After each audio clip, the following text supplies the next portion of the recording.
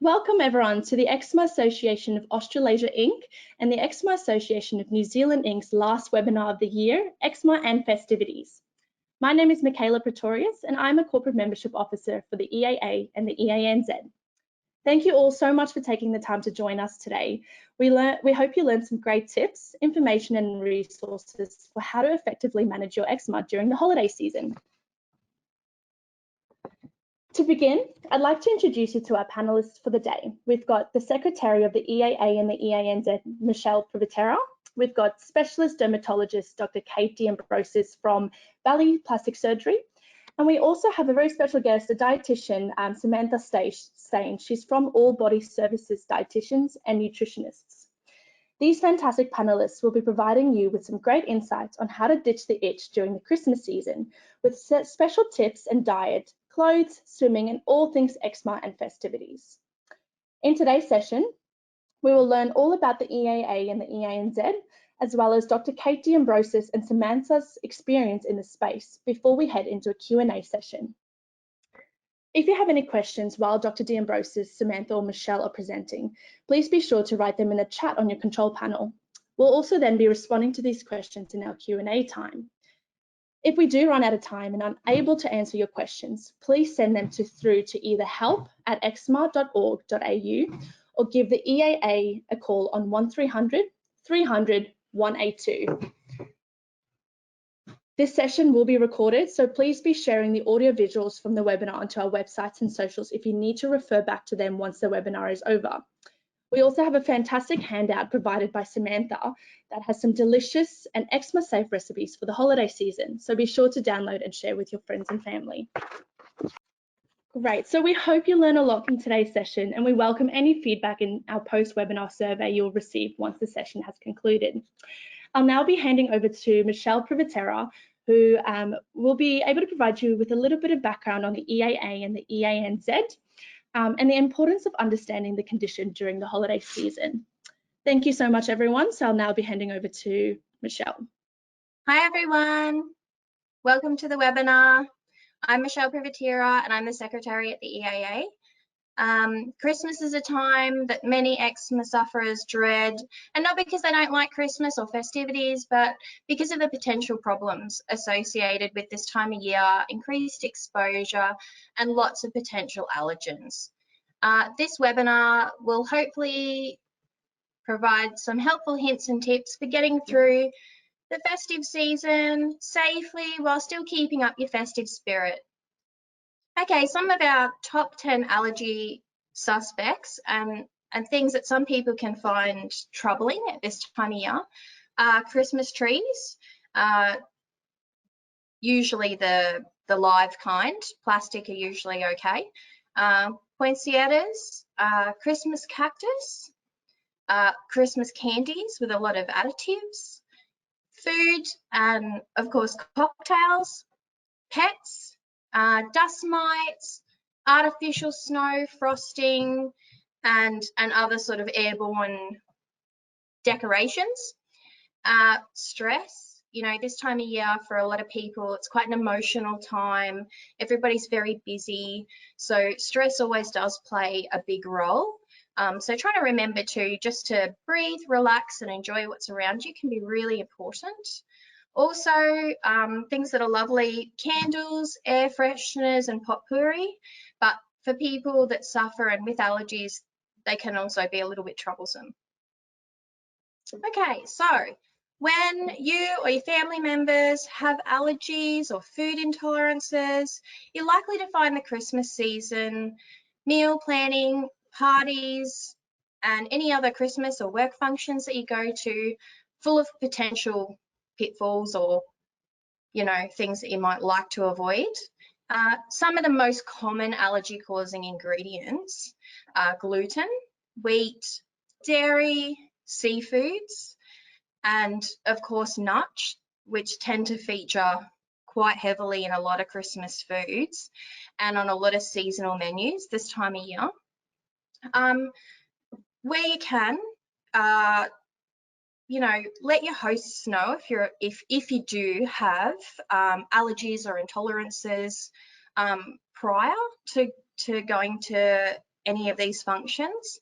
A lot of them do offer alternatives at this time of year, and there's so many places now that understand that people do have allergies.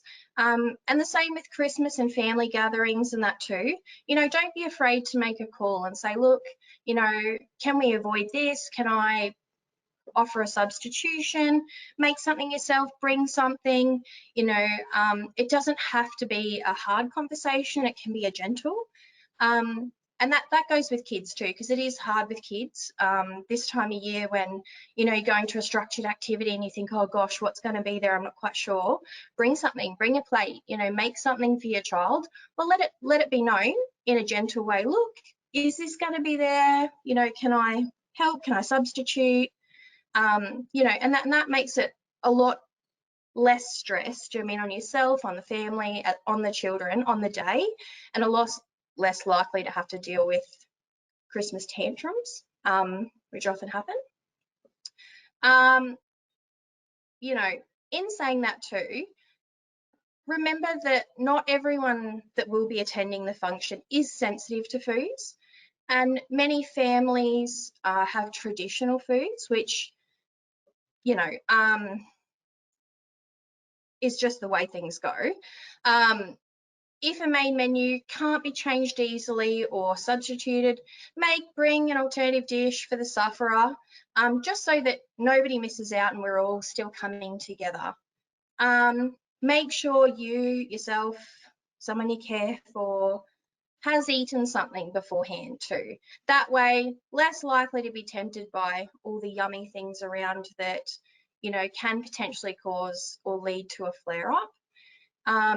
Do keep a stash of little snacks on hand that you can take easily portable to gatherings. Another big favourite this time of year is Christmas clothing and outfits. So where possible, stick to natural breathable fabrics and avoid things that have really scratchy materials. Things like sparkly clothes, glitter, face masks, those kind of things can really irritate the skin. Make sure your face mask is cotton or linen lined, especially this time of year, a lot of people having to wear face masks, in those type of gatherings. And avoid tight-fitting synthetic fabrics that can really cause you to overheat. Onto the yummy things, so lollies. Who doesn't love to dig into a bag of treats at a party? Most people do. Eczema-friendly sweets that are free of dairy, gluten, and salicylates include caramels, white marshmallows, and honeycomb. So still really up there on the yum scale and do still look really cute, on a plate. Snacks, so nibble foods. We can still have, plain salted potato chips. Fruit and veggie platters, things that can look beautiful, and some of them can be arranged into gorgeous shapes this time of year. So I don't know if anyone's seen those beautiful fruit kebabs they do that look like Christmas trees, those sorts of things. Another favourite, presents. So non-food items are ideal. Costume jewellery can be replaced. Little mini cars or plastic figurines are also good choices for kids instead of handing out lolly bags. Gifting, this is a big one. So this can be a really large part of the festive season. So when you're thinking about buying a gift, when choosing gifts for eczema sufferers, there's a couple of things to think about, have in the back of your mind and consider, and a few ideas. So I'll start with the things that ideally we look towards not as a go-to. So perfumed items like bath and body cosmetics, makeups, lip glosses, bath bombs, hair care and shaving gifts for men.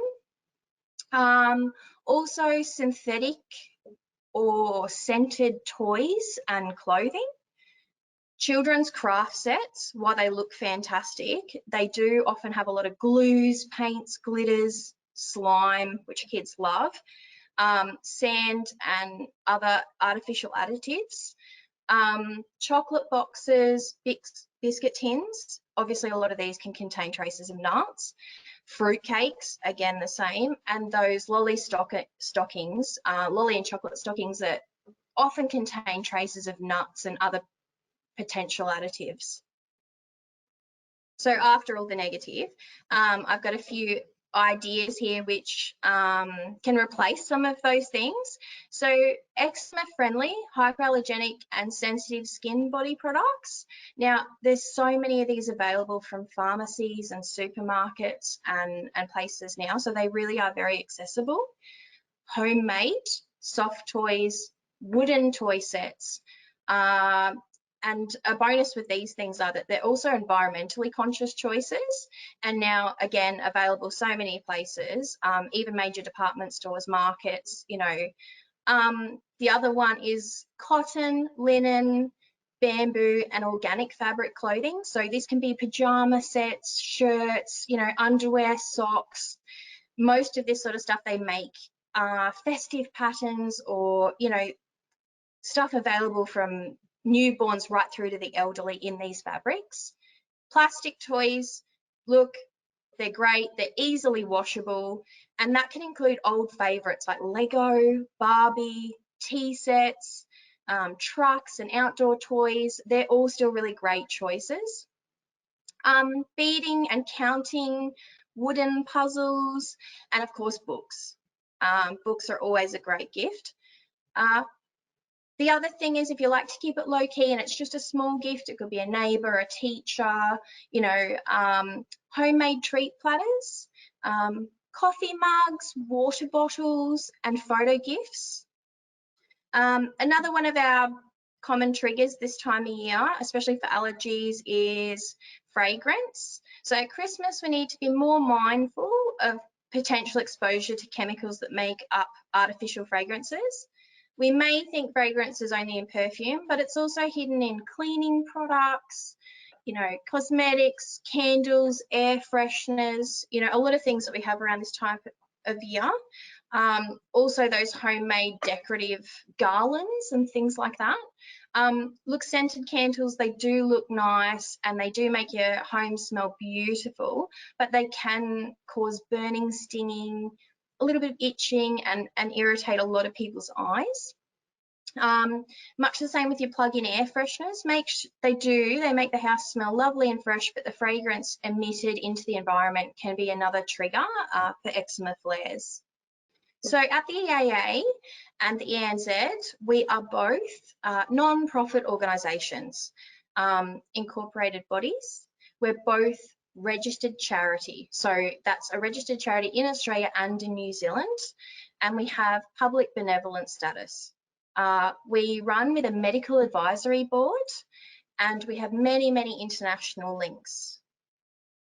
Every year, we run 2 awareness campaigns for eczema and eczema sufferers for the EAA and EANZ.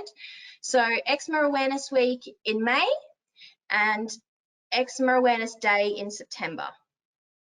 Now, the EAA and EANZ are proud members of the International Alliance of Dermatology Patient Organisations. So that's globalskin.org.au, and our President Cheryl does some amazing work with them, and that goes for sufferers worldwide. We are also supported by some wonderful corporates and the Queensland government. So without their ongoing support, it would be really hard for us to continue doing what we're doing and helping the community as best we can.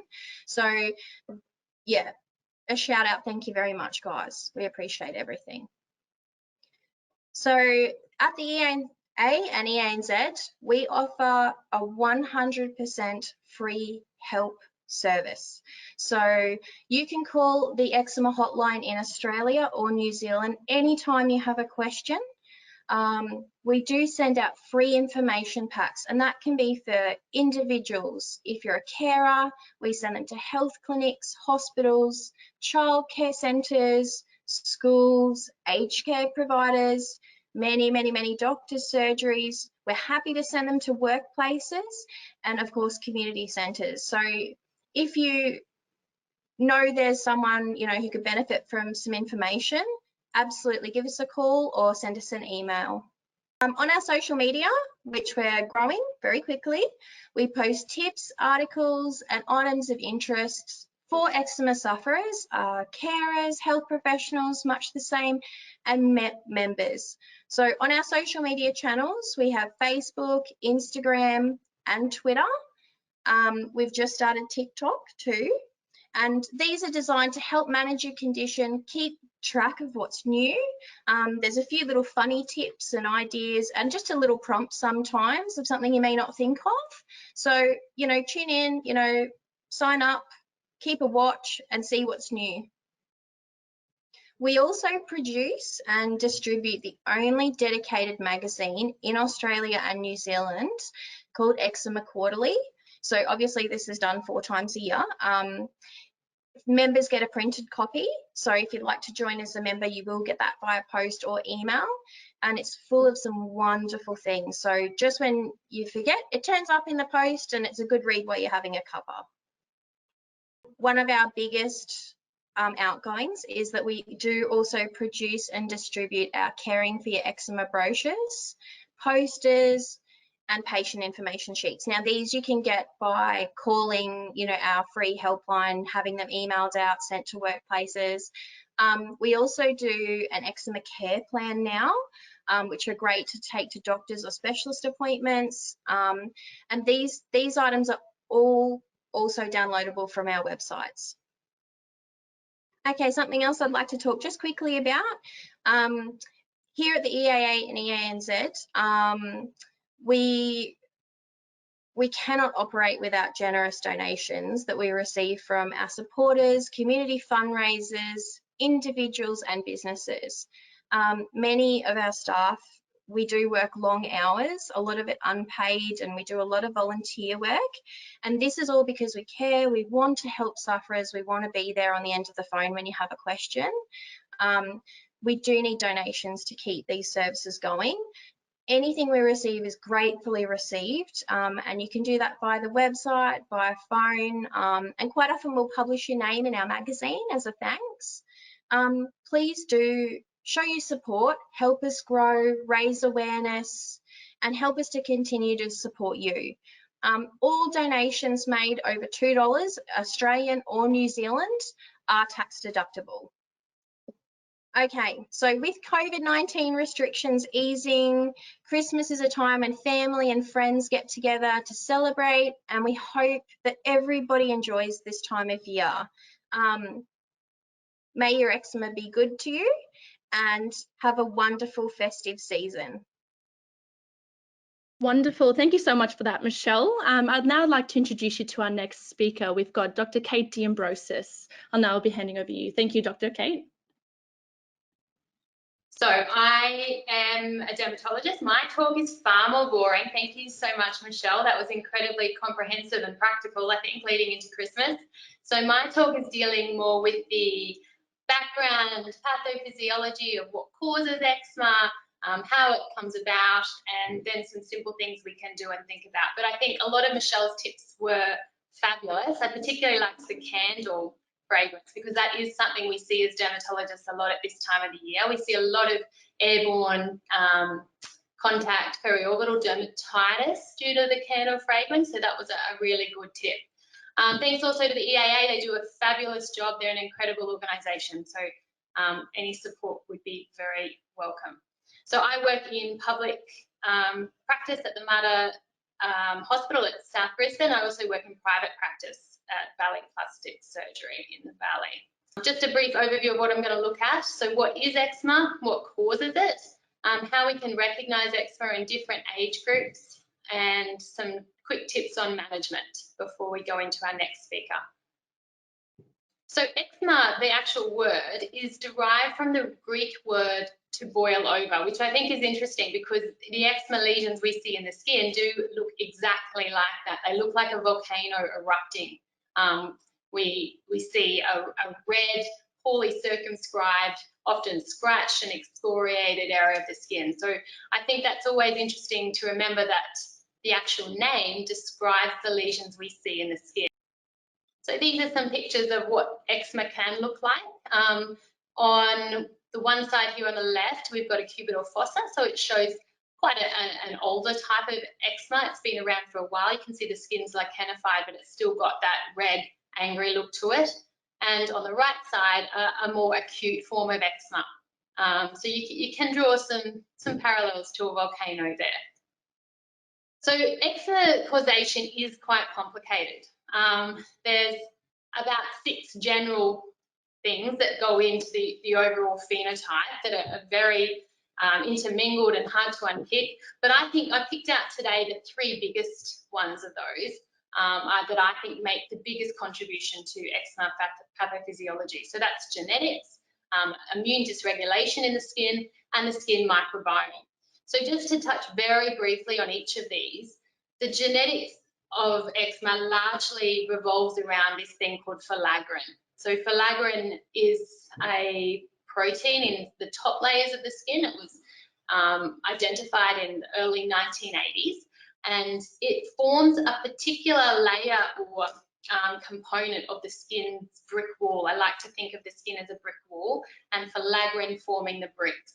So when a patient has a genetic susceptibility to eczema, there's a gene for the filaggrin that is slightly altered, and we see that altering happening in a very big spectrum. So some patients tend to not have that filaggrin coding at all in their DNA, and they're generally the little babies we have in hospital quite early in life because their skin barrier is so impaired. And then the other end of the spectrum is where the filaggrin is DNA coded correctly, and the filaggrin's there, it's just a little dysfunctional, and that means that's often patients that don't even know they have eczema or can come out at times of the year like Christmas when they're exposed to some sand and sun that they wouldn't ordinarily have skin exposure to. So filaggrin is one of the core genetic causes of eczema. The immune dysregulation pathophysiology of eczema refers to that type 2 immune inflammatory response, which is really overactive in the skin in a patient with eczema. And a lot of our treatments are targeted toward dampening down that inflammatory drive and helping to rebuild that skin barrier. The microbiome of the skin has come into play more recently, and where we've noticed that the skin, while normal barrier functioning skin has an array of different bacteria that the skin copes with fine, in eczema skin there is an overload of particular bacteria, particularly Staphylococcus aureus, that really drives that inflammatory type 2 cascade I mentioned earlier.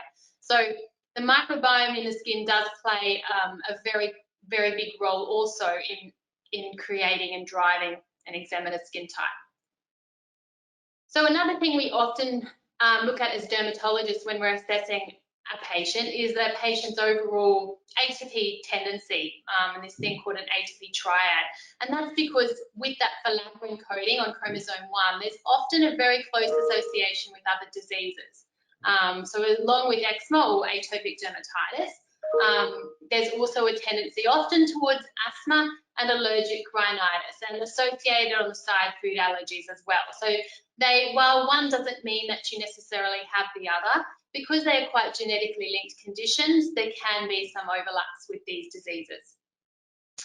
So just to highlight, this was the very first journal article that identified filaggrin as a real key component in the early 80s as a factor in genetic pathophysiology of eczema, and the work that went in from here in identifying that importance of rebarrieing the skin in controlling eczema was vital to how we manage it today. So just to go a bit further in my analogy of the brick wall, if you can imagine a perfectly functioning brick wall where the bricks and mortar sit nice and evenly and protect all external environmental insults in a brick wall inside scenario. So if you can then imagine in atopic dermatitis skin or skin that's been affected by eczema, that brick wall isn't functioning as well as it could. So, and that can have many different reasons. We've alluded to 3. We've alluded to the filaggrin, the inflammatory cascade, and also the microbiome. So thinking about the bricks and mortar, the bricks being the filaggrin, the mortar being the ceramides or the glue that's sticking these bricks together. If either of those are genetically coded incorrectly or affected by external insults, then that wall becomes a little bit crumbly, a little bit dilapidated, and that's when you lead to that phenotype of the eczematous lesion. So ceramides are another thing in that brick wall layer. So we talked about filaggrin being the brick. Ceramides represent the glue. So ceramides have been a more recent scientific discovery, more in the last 10 to 15 years.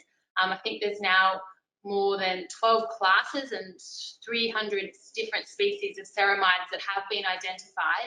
And now we're starting to see products come through in the pharmacies, more so than the supermarkets, that have moisturizers with these ceramides impregnated in them to try and restore skin that is ceramide lacking. So I think that's been a really good advancement in skin barrier rehydrating and prevention of further eczema lesions. So just to give some examples, these are some of the products you might see in the shops that advertise as having ceramide function. So just so you know what they're alluding to, that's that glue or mortar between the bricks. So it's strengthening those externally and hopefully rebarriering the skin by applying these moisturizers. So just trying to put some things down onto what at this time of the year could be the triggers to eczema flares, and I think Michelle did a fabulous job at identifying lots of different ones. For me as a dermatologist, I tend to see that the increasing UV index at this time of the year in our climate really does drive a lot of eczema, and that happens for a few reasons.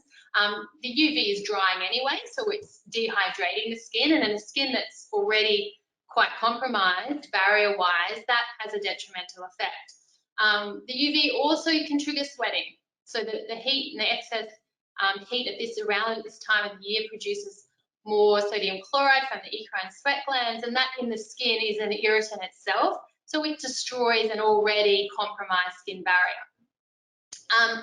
Then also at this time of year, we're often at the beach, we're in and out of the pool. So we've got a lot of external environmental triggers that are further eroding this skin barrier. So there are a lot of things to look out for and to try and improve in terms of prevention, but also after we've been exposed to these things, to rinsing the skin, moisturizing and restoring that barrier as much as we can to prevent eczema flares. So just to go through a bit of what eczema looks like, it can look like nothing much at all. So bits dry patches of skin representing where that skin barrier isn't completely right and completely restored. So this is a more angry cubital fossa flare of eczema, and you can see there's been excoriated scratch marks.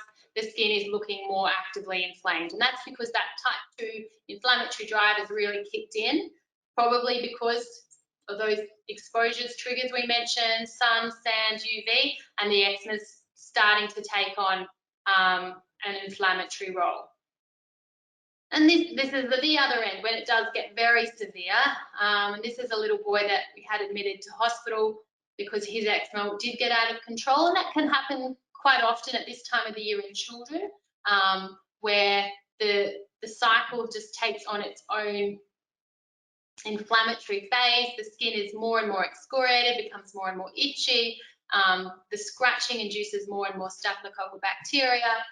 The skin becomes quite eroded, and this can be quite problematic, particularly on the face of young children, where we worry about it involving the periorbital area or becoming secondarily infected with viral infections, which can be quite risky.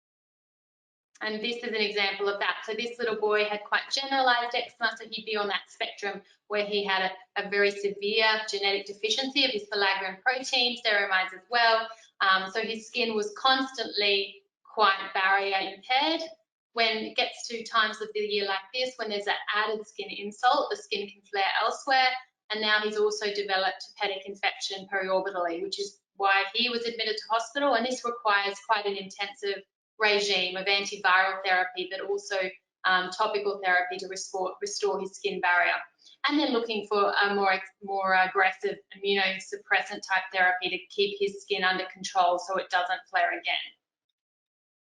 So here's exactly what we're trying to avoid. This is periorbital cellulitis, where the infection has become even deeper in the dermal layers and the subcutaneous layers of the skin. And these patients can be very sick and quite a risk to the orbital area as well. So chronic eczema does take on quite a different look. So acute eczema tends to be what commonly presents in children when their skin flares quite aggressively at this time of the year. Chronic eczema tends, just generally speaking, to be more seen in adults.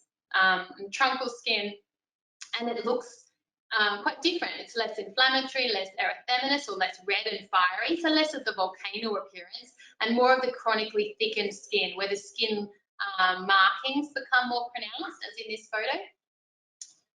So another element that is difficult to quantify in any patient, but I do always talk my patients through the impact of this. While their genetics are at the heart of the problem, there is an environmental interplay. So we do have to, as Michelle spoke beautifully about all the different triggers, we do have to be mindful of what can flare the skin. And for different patients, that can be completely different. And that's what presents a challenge often in eczema, because the skin program does need to be tailored to the individual patient. So what necessarily works for one patient doesn't work for another. So in all my patients, I do explain that this is nothing that you've done, this is nothing that you've caused, this is nothing that you fed your child that has given them eczema. The heart of it is that genetic underlying DNA defect. But what we can control and what we do have the power over is the environment and what exposures the skin has, and how we can mitigate that can often direct our treatment course. So just briefly to touch on some environmental triggers, and these are more general compared to Michelle's that were more tailored to this time of the year, but winter weather can often be, as can summer. Frequent washing, particularly with hot water, which strips the skin of that barrier. Soap, antiseptics, humidity changes, very high temperatures, often relating to increased sodium chloride on the skin and sweat, chlorine and sand. And eczema in different age groups as well can look quite different. So we've alluded to that briefly, but in the childhood age group, it does tend to be more of an inflammatory, red, angry appearance, whereas in older children into adulthood, that eczema can look more like thickened skin, less red, more increased in those skin markings. So we see quite a change in how eczema can look in different age groups, also in different locations in the body. So just to briefly touch on how we manage eczema as dermatologists, there's 3 key management principles that we follow. So firstly is identifying for the individual patients what their skin is exposed to on a day-to-day basis. Secondly, improving their overall skin barrier function, and that can have a multitude of different pathways, but overall is improving skin hydration, finding a moisturizer that works for them. And then thirdly, focusing in on the areas of inflammation, treating them early and aggressively, and hopefully turning off that itch scratch cycle, or as Michaela said, ditching the itch. So this is something I often do with my patients. I develop with them on our first meeting an eczema action plan. We talk about the skin being in a green zone, a yellow zone or a red zone. And obviously we're always trying to get back into that green zone. So we have a plan of a maintenance plan when the skin is looking good and that barrier is intact. We have a plan when the skin is inflamed or slightly active, and then we have a plan also when the skin gets worse than that. And this briefly just can ballpark the different types of topical corticosteroids that are often used in eczema when it does get into that yellow and red zone. So we have many different types of medication, and more coming on the market actually in recent years, this year particularly, which has been amazing for eczema. But these are the more commonly prescribed forms of topical corticosteroid. So this has probably been the game changer, I think, for eczema in the last 12 months. This drug, Dupixent or dupilimab, was PBS approved early in this year. I think it was meant to be January. It might not have eventually got on about March, April. I've been prescribing it since about April this year, and the transformation in my patients has been extraordinary. I've had patients that are now in their 50s and 60s coming in saying that this has changed my life, and I can now dress how I want to wear without worrying about ointments and greasiness. I can now sleep at night without itch, and the happiest they've ever been. So it has been the most amazing experience to be able to do that for patients that previously have been completely debilitated by this condition, because it really is, I think, an underestimated and under-recognised cause of a lot of mental health problems, a lot of insomnia, a lot of relationship breakdown. So the fact that we've now got this medication has been a game changer for dermatology. And I think there's a lot more on the horizon in the next couple of years, so watch this space. And that's right, we've got a little video from one of my patients explaining how it's impacted her. Great. So, Shari, how would you say you found Dupixent? Absolutely life-changing for what I've been through over the last couple of years. There has been nothing, no drug at all that has come near to, you know, assisting me mentally and physically. My life has absolutely changed because of Dupixent,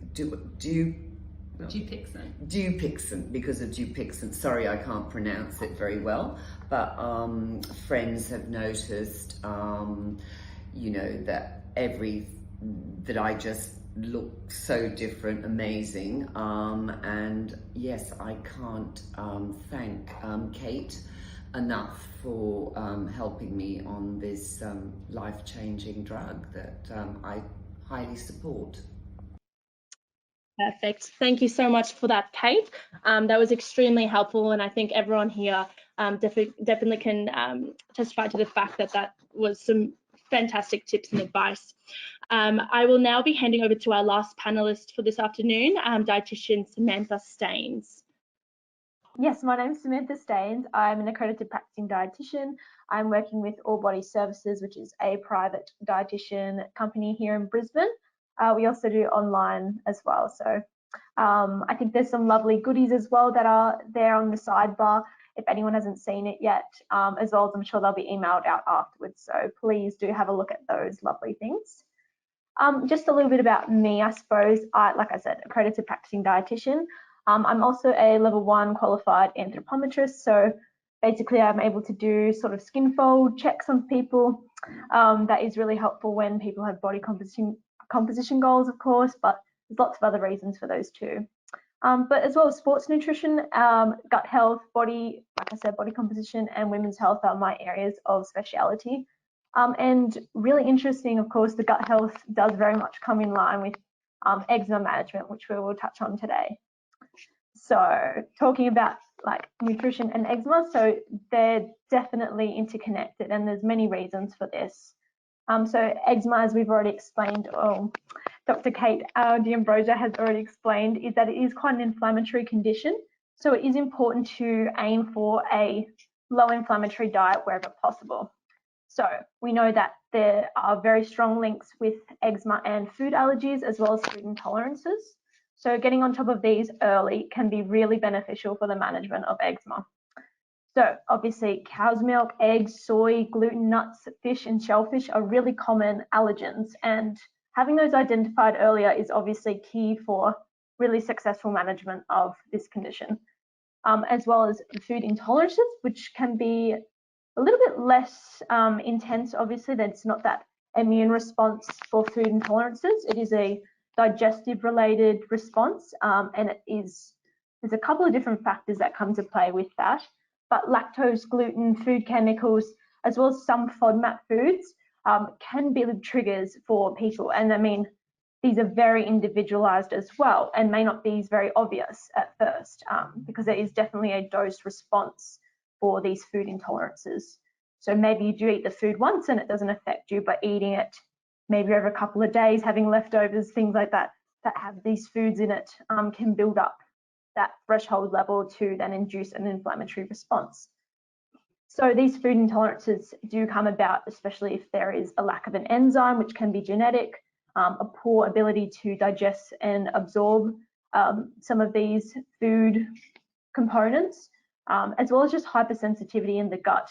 So there's all different reasons for those food intolerances, and they are very much related to the dose of the food as well. So it is very important, especially to not go and cut out the foods that, you might look up a list online and see that they're potential trigger foods for eczema, but it's so personalized that it's important to, rather than cut everything out, seek out some specific help from either a dietitian, or maybe you've got a nutritionist that you know, or your GP can also help you through things like this. Getting tested for allergies is obviously very important. Working through food intolerances with a dietitian can be really helpful for fleshing those out. To find your very own personalised eczema-friendly diet, it's very key for management long-term, especially.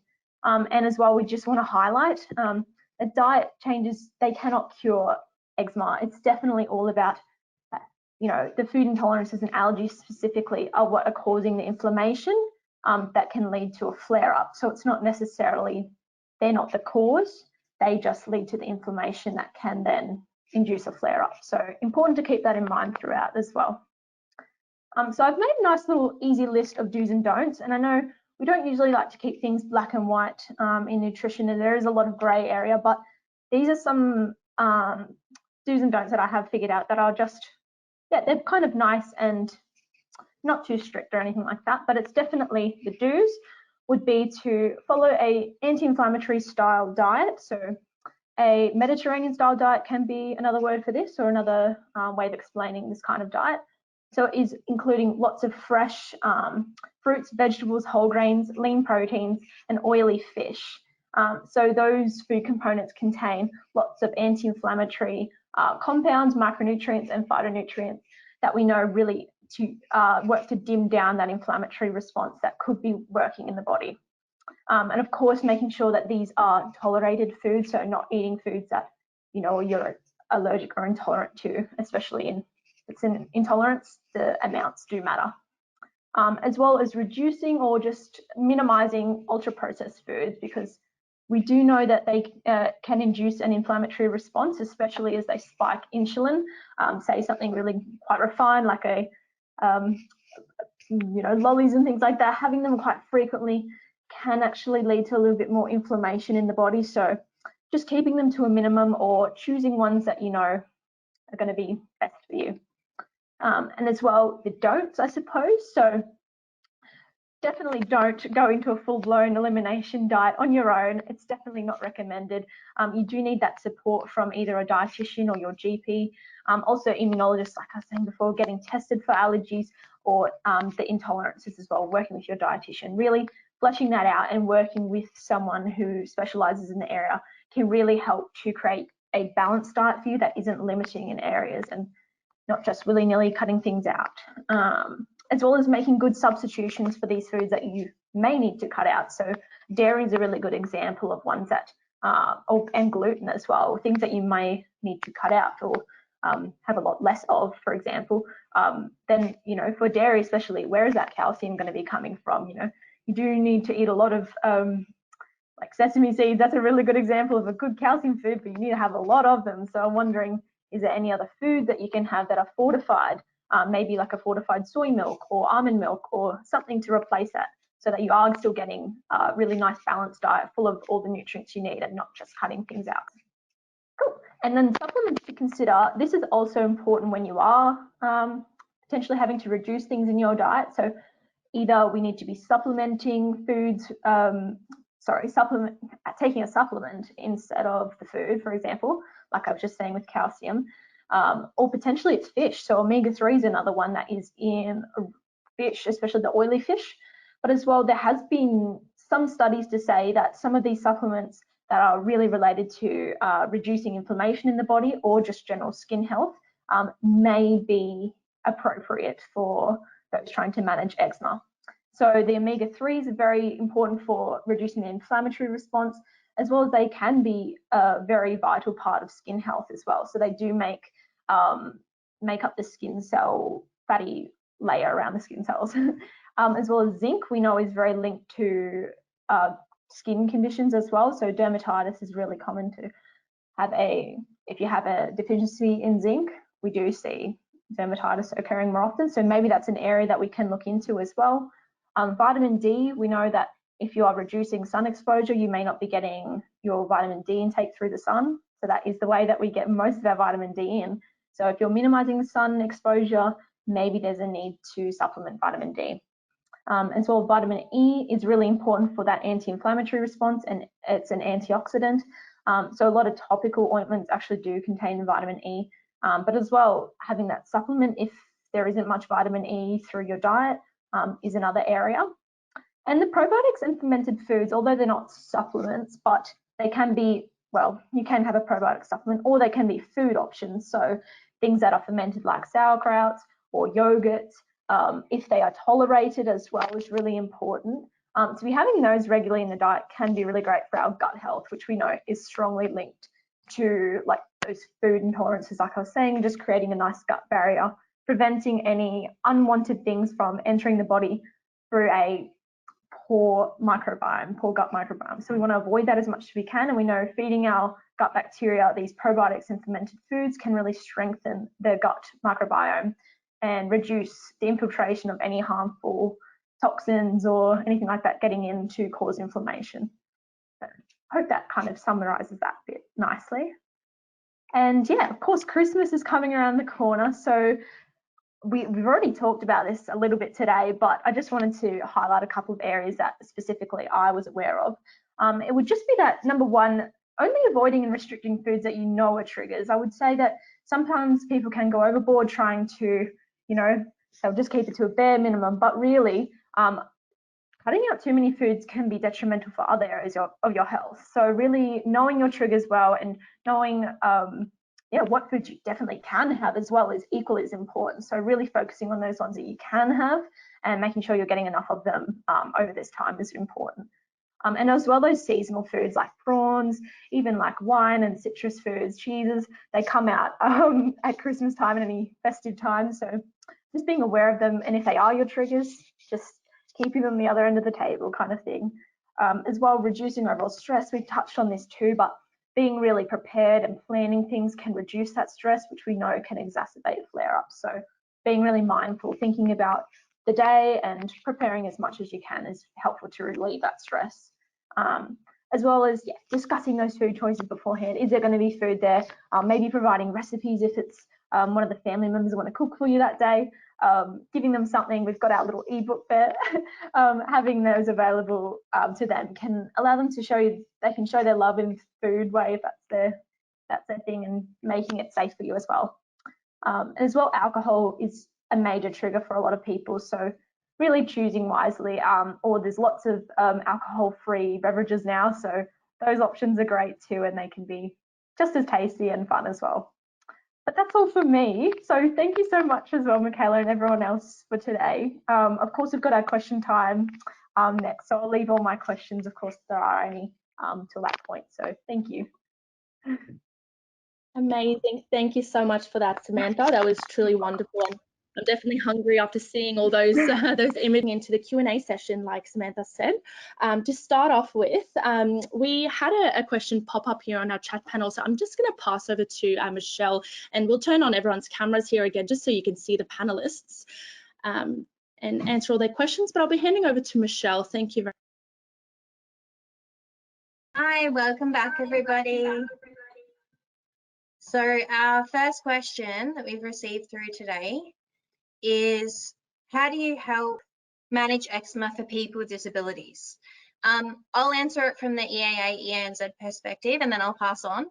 As far as the EAA and the EANZ are concerned, we offer assistance to anybody who's having trouble. At the moment, we are exploring options, looking into things like NDIS, but there's nothing specific tailored for people with disabilities. So essentially it's treated the same for everybody, and everyone's eczema is as individual as the person. So that's what we've got at the moment. Do Dr. Kate or Sam, do you guys have anything more specialised to yourselves, a way of answering that I may not be aware of? No, I think you did it perfectly. I think, as I said, each eczema is an individual plan, and that's no different in a patient with a disability. It may mean that we have to modify things slightly or look at areas of the skin that are more occluded, which can be then complicated by other problems. But no, I don't think it changes management at all, other than making sure we account for areas of the skin that may need a little bit more attention. Okay, thank you for that. I'll move on to our next question for Samantha. What are some types of fermented foods? Good question. So the fermentation process is quite common and it's been around for a long time. Like yogurt is a very good example of one that's been around for a long time. And I don't think the people who made yogurt meant to make yogurt, but it turned out as a really good fermented food, of course. There's lots of other ones like sauerkraut, kimchi, even like pickles, things like that. Even alcohol and wine, but of course, not here to recommend that too much. But as well, miso is another one, tempeh. There's quite a few, and they're quite, I mean, they're not your average foods, I'd say. Like they maybe don't go into every person's shopping trolley, but including them like somewhat regularly in your diet, maybe that's going to be trying a new type of sauerkraut to add to salads, or maybe you want to do tempeh as a meat-free Monday option. Including them every now and then is definitely ideal. But as well, keeping a variety of fruits and vegetables and whole grains is really supportive for gut health. So if anything, that's a priority. The fermented foods kind of takes it like the cherry on top kind of situation. Thank you. Our next question is, with borders opening up, what are some things that you can do for preparing for a holiday trip this Christmas? I'll pass that on to you, Dr. Kate. Yeah, sure. I think, as you so well said in your webinar, Michelle, being prepared is the key. So making sure you have a list of what creams and what ointments, what gels you need day to day, and making sure they're packed, because there's nothing worse than getting to the beach and realizing eczema's flaring and not having the right cream, the one you know works, the moisturizer that you like using. I think secondly, maybe looking forward to where you're going and looking what supermarkets are available, what pharmacies are available, so that you know if you do run out or you're in a position where your eczema flares, you've got places you can go for help. I think thirdly, thinking a bit ahead of what activities you'll be involved in. So if you know that you're heading to the beach, you know there's going to be a lot of sand, sun, surf, then you know to think ahead about a regime potentially that will protect your skin, so you're not dealing with an angry, flared eczema. You're keeping that barrier quite well hydrated and restored, and hopefully preventing any flares. So you have a situation where you plan the day's activities, you go home at a certain time, ideally at peak UV time, so you're in the beach early in the morning before the sun gets too strong, you're heading home around 8, 9 a.m. You're rinsing the skin directly before you launch into breakfast, before you're back in the pool, you're moisturizing, and you're following that routine. So I think being prepared, having a routine, having some places around you where you know you can reach out to if things do flare up. So our next question, thank you so much, that was great, is drinking's a big part of the holidays. So what advice for what beverages are best for sufferers? So I think I'll pass this one on to you, Sam. Yeah, I mean, it's definitely, again, what's best tolerated. So for a lot of people, if they have particularly food chemical intolerances, you want to avoid it tends to be the cheaper versions of wines and beers and things like that have these preservatives in them.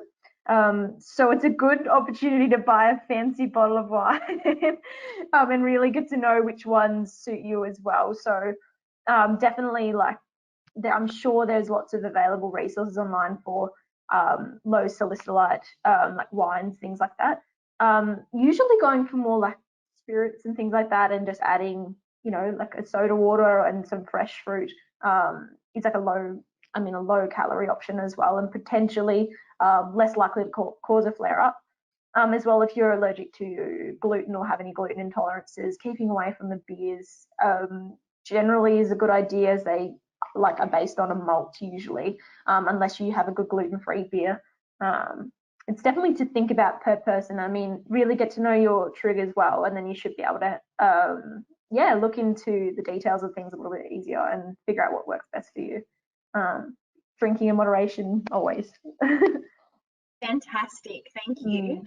Our next question is, if I have an eczema flare this Christmas season, what can I do to quickly help clear it? I think I'll pass this one on to you, Dr. Kate. Sure. So ideally you'd have an eczema plan, an action plan developed with your dermatologist or your general practitioner.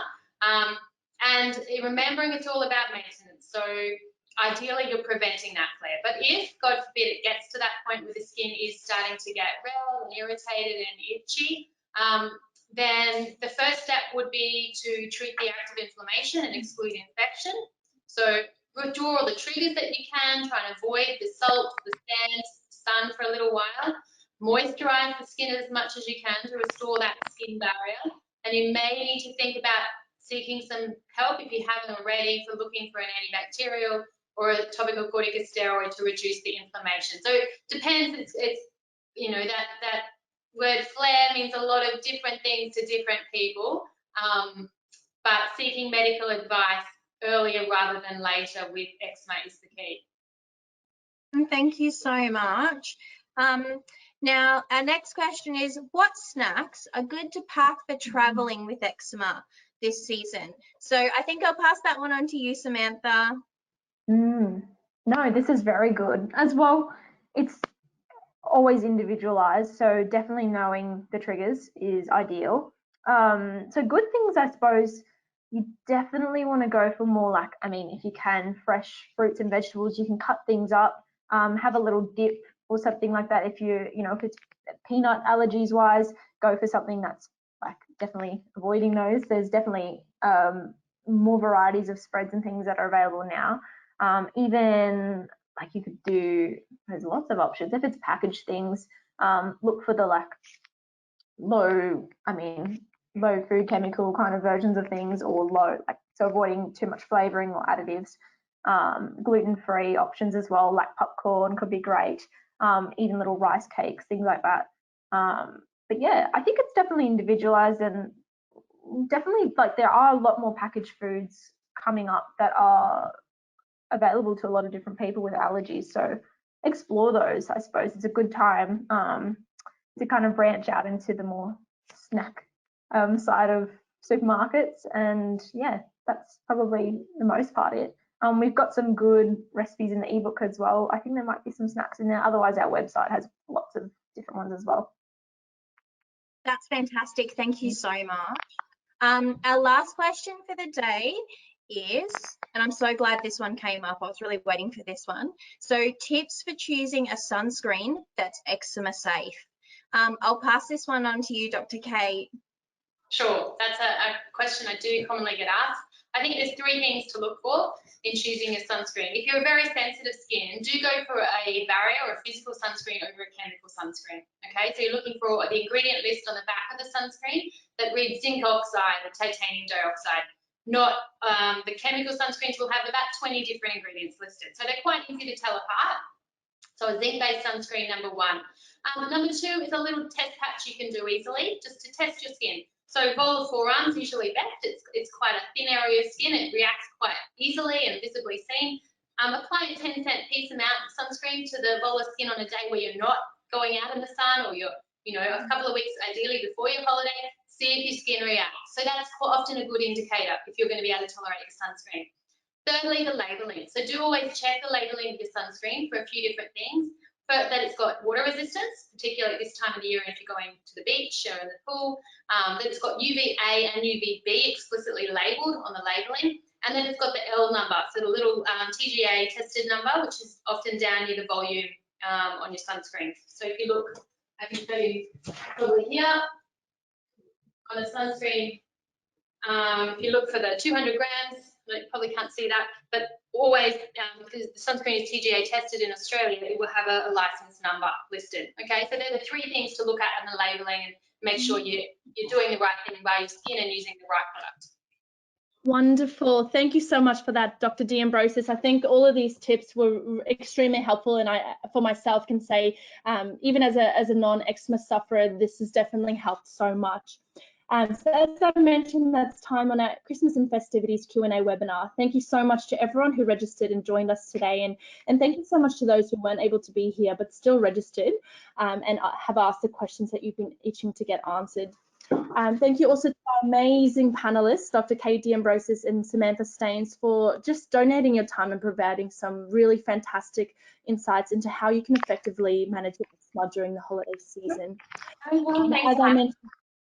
As I mentioned earlier, we have a 5-minute post-webinar survey we would appreciate if you could please fill out to help us understand how you found this session and just to help us get a better idea of how you would like to learn for future webinars. If you also complete the survey, you will be included in the virtual goodie bag that all our wonderful partners have donated to.